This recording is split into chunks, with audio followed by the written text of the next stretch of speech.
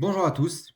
Donc aujourd'hui, on va avoir une introduction pratique à l'IA générative pour médecins. L'idée, c'est d'aller un peu dans la théorie, aussi revenir un peu sur des cas un peu pratiques pour avoir une idée un peu plus approfondie de ce que c'est vraiment une IA générative et comment elle s'applique pour les médecins. Moi, c'est Ben, je suis médecin de santé publique et aussi le créateur de Horizon Care.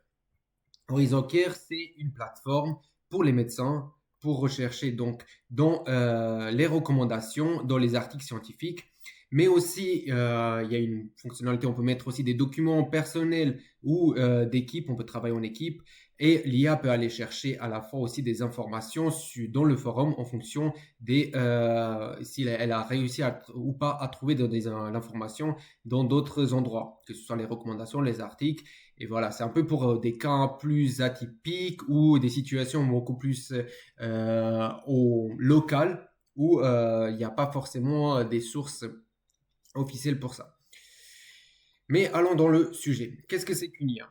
Là, on va se concentrer vraiment sur l'IA, comment on l'imagine et comment on l'entend en général, en tout cas actuellement. Parce que l'IA, une IA, en fait, il y a plein d'IA différentes et ça s'éloigne aussi des IA qu'on connaît actuellement, comme le ChatGPT. Mais là, on va se concentrer sur ça, sur l'IA et les modèles de langage.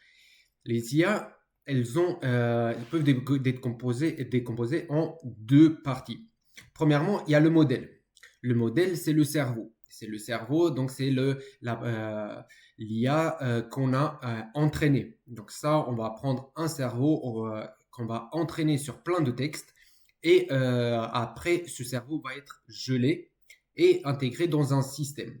Et le système, c'est quoi? Donc, c'est la partie où on peut donner en fait à cette IA-là, à ce cerveau-là, plein de choses différentes. On peut lui donner des documents comme les collèges ou les recommandations officielles. On peut lui donner des outils comme une recherche sur Internet. Il peut effectuer la recherche si l'IA pense que c'est pertinent, ou on peut intégrer des mesures de sécurité. Pensons aux IA où on pourrait intégrer dans notre ordinateur qui peut chercher et effectuer des actions. Bah, si l'IA décide de supprimer un document, notre système de sécurité peut le bloquer. Comme ça, on a une IA qui soit sûre. Mais allons plus dans le détail du cerveau. Le système, ça fera le sujet d'une prochaine vidéo. Le cerveau, c'est un ensemble de neurones. Donc, mais c'est des neurones qui sont bien inspirés de la biologie, mais qui sont informatiques. L'idée, le principe, il est assez simple. On rentre, on a des données d'entrée, il y a des calculs qui se font, et après, il y a des données de sortie. Il y a une information de sortie qui sort. Plus dans le détail, les neurones comme les neurones biologiques, on va avoir un nombre, on commence en disant 1, qui rentre, des calculs qui se font avec un seuil d'activation du neurone, et là, il peut choisir soit de ne pas s'activer, il va donc ressortir 0, ou soit de s'activer avec une certaine intensité, là, on va dire que c'est 1. Là, donc, on peut dire que c'est juste une fonction et avec un certain seuil qui est déterminé en fonction des données qui rentrent. Donc c'est juste ça qui va, et du coup, cette information-là va aller plus loin dans notre système, dans notre modèle. Mais la question, donc on se pose, bon, quand est-ce que le neurone doit s'activer et quelle intensité il doit donner? Ces choses-là, ça paraît très abstrait, mais on peut les résoudre notamment avec l'apprentissage automatique. L'apprentissage automatique est, en fait, on peut le résumer plutôt par un apprentissage à partir des exemples. Au lieu de donner et écrire, nous, manuellement, faire quand est-ce qu'un neurone doit s'activer ou pas, on va donner des exemples, une tâche, on va faire un système où l'IA peut apprendre et après, elle va trouver elle-même, enfin, pas vraiment d'une façon explicite, hein, mais notre système va modifier ces seuils d'activation jusqu'au moment où elle arrive où elle réussit notre tâche. Mais allons sur plutôt un exemple. Prenons un système. On fait un système pour détecter l'hypertension. Là, on veut un neurone. On se base en quand on a un seul neurone qui prend de la tension, en entrée de notre patient et on veut qu'il détermine si c'est de l'hypertension ou pas de l'hypertension. 1, c'est hypertension. 0, c'est pas hypertension. Le premier tour qu'on va faire. Donc, notre neurone, il a un seuil d'activation, on va dire aléatoire. Ça va rentrer, donc la tension va rentrer dans le neurone. Lui, il va faire ce calcul. Est-ce qu'il doit s'activer ou pas? Et après, il ressort oui. Donc là, lui, il a détecté que ça, c'est de l'hypertension. On va faire plusieurs tours et à chaque fois, donc lui, il a fait sa sortie. Sauf que nous, on a attendu autre chose. On voit qu'il y a des erreurs. Là, on voit que, notamment, il a détecté de l'hypertension quand ça ne l'est pas, et d'autres fois, il n'a pas détecté l'hypertension quand ça l'était. Donc, nous, ces erreurs-là, on va les calculer avec un algorithme. On fait juste ça. Un algorithme, automatiquement, va calculer ces erreurs-là et va décider comment modifier ce seuil d'activation de l'IA. Et après, donc, on va aller à la suite. On change donc le seuil d'activation. On le modifie pour qu'il soit meilleur. Et là, on va refaire un deuxième tour.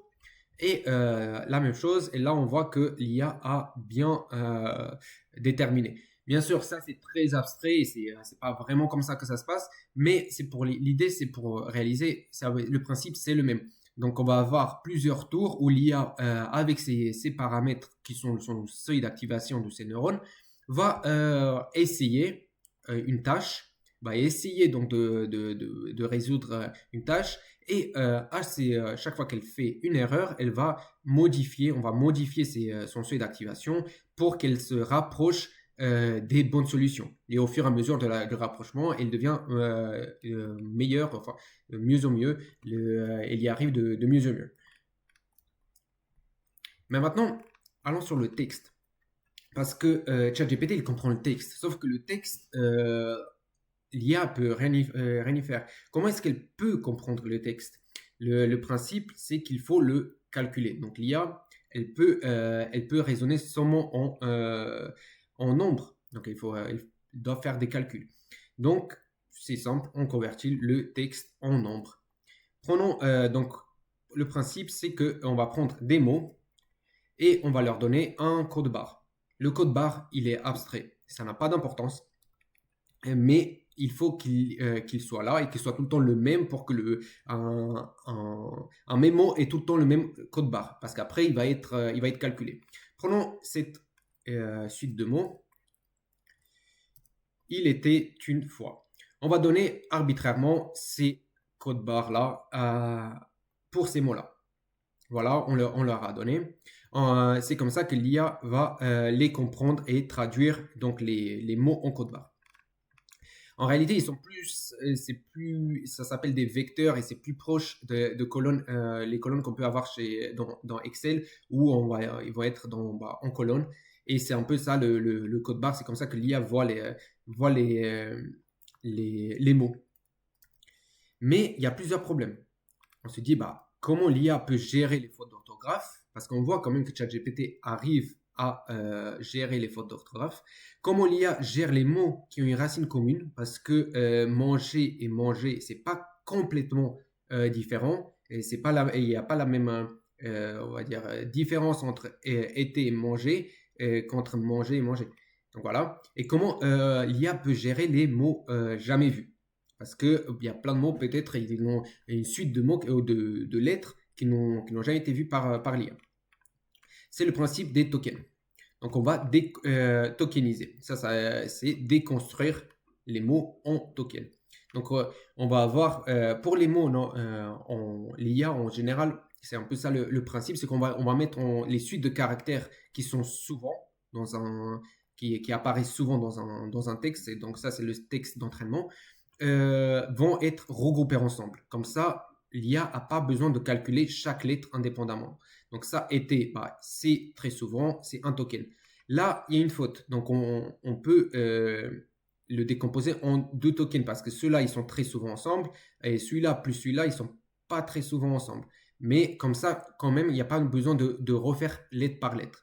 Les mots qui ont une racine, on peut les décomposer dans la racine commune parce que celle-là, on peut avoir une information dedans. Pas besoin de avoir un token pour chaque mot. Et après, on rajoute la conjugaison qui, elle aussi, a une autre information. Donc là, on n'a que deux tokens. Et prenons l'exemple des tokens. Ça, c'est une suite de lettres que l'IA n'a jamais vu. Il faut quand même qu'elle puisse la comprendre. Elle va être beaucoup moins efficace et ça va demander beaucoup plus de calcul. Mais ça va être, chaque lettre va être un propre token.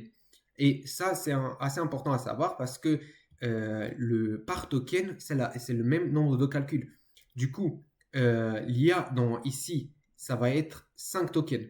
Donc, même dans sa mémoire, parce qu'ils ont une mémoire limitée, ça s'appelle le contexte, la fenêtre du contexte.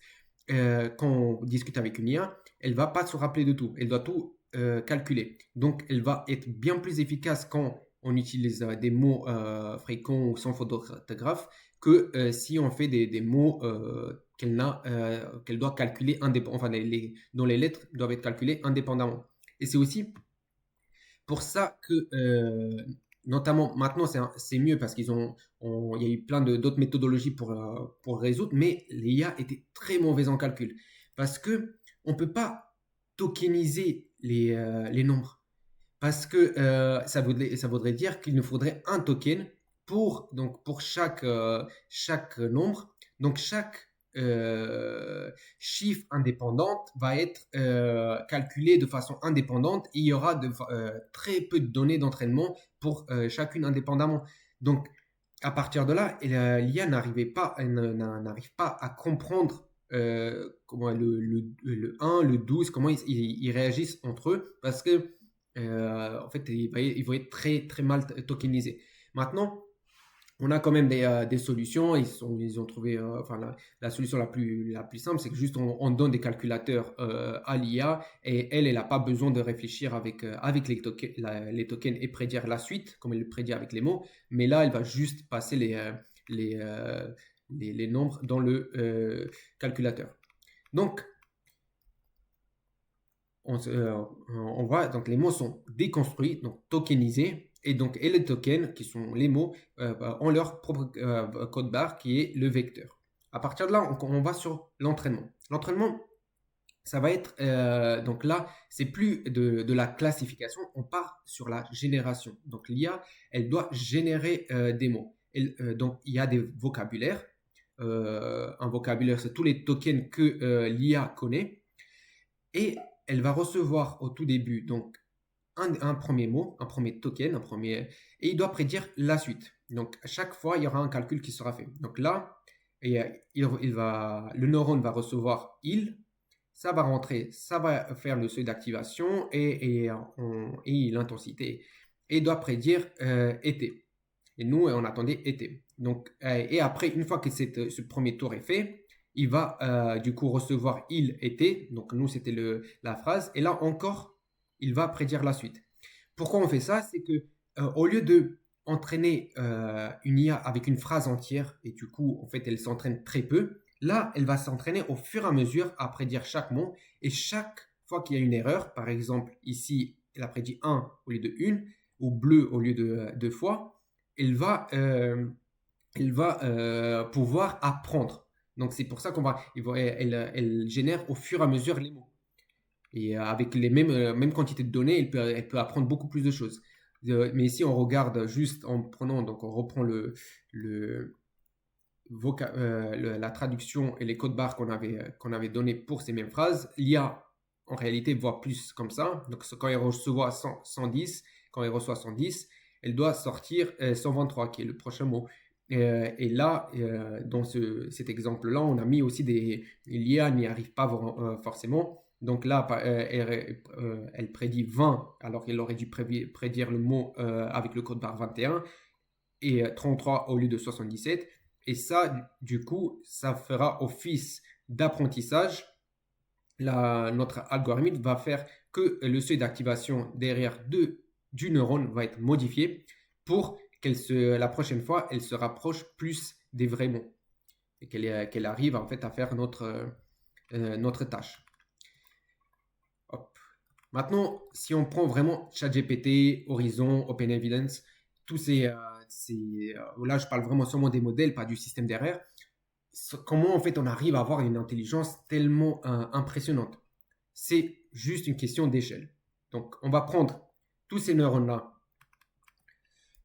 on va prendre plein de neurones qu'on va connecter entre eux pour comprendre des choses beaucoup plus complexes et surtout on va énormément les multiplier. Donc les modèles actuels, ceux qui sont performants, on les a, on va dire, ils ont plus de 100 milliards de neurones et vont jusqu'à 1 trilliard, 1000 milliards de neurones. Ça, c'est les modèles qu'on connaît très souvent, et c'est enfin, ceux qu'on utilise, type ChatGPT. Ils ne le disent pas, mais en tout cas, c'est l'estimation.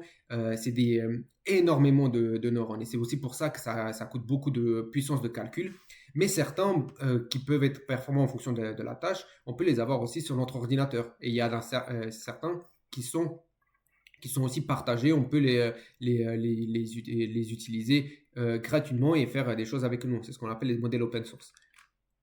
Et aussi, donc, il n'y a pas juste les neurones qu'il faut multiplier parce que sinon, elle ne va pas apprendre des choses sans qu'il y ait de leçons.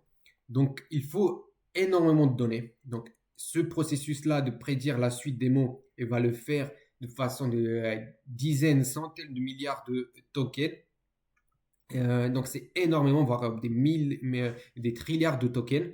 Ça est, beaucoup, beaucoup, beaucoup de textes. Notamment, on va avoir les textes, enfin tout le texte d'Internet, et après, on le fait une fois, et après, on va vers des données plus qualitatives, type Wikipédia, pour qu'elle comprenne vraiment bien comment le langage se structure et quelle est la relation entre les mots. Et à partir de là, on va avoir un modèle entraîné.